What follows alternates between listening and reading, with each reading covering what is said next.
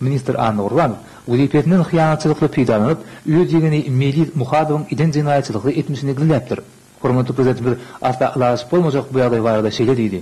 Elbette ol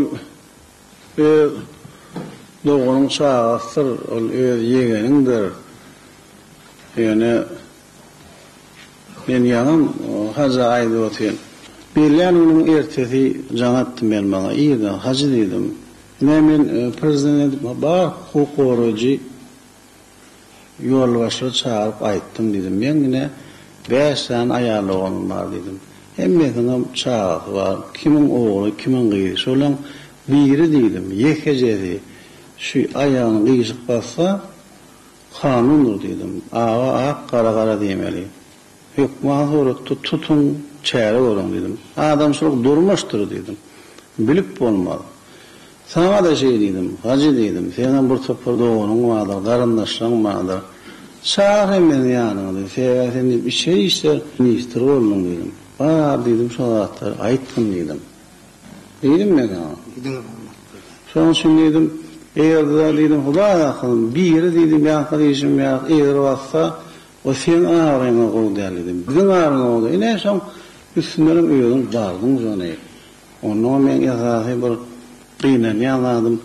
Öğüdüm sana geri onun, ben aeroportta düşümde de soruyan oğlanlardan. Ne el yanlaylar, oğlanlar soramız var mı diyen.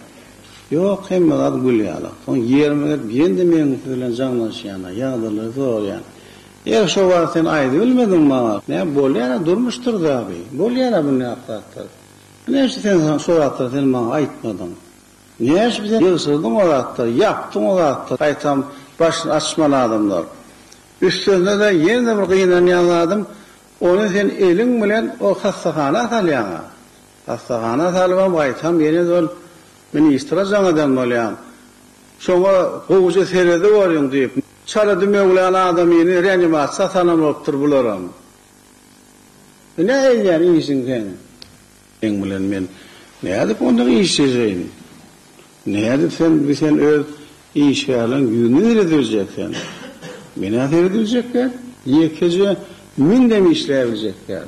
Menene Türkmenistan'ın hükümetinin ahlakynyň, içi işler ministriniň ýolbaşçylygynyň bilen adyny maskaranyň üçin siz öňüňden ministrlik göwnüze ýolbaşçylyk edip bilmedik kökünde ministr wezifesinden boşatmak barada Türkmenistan'ın meclisine teklip edýär. Bar, geço ýyly bir ýere.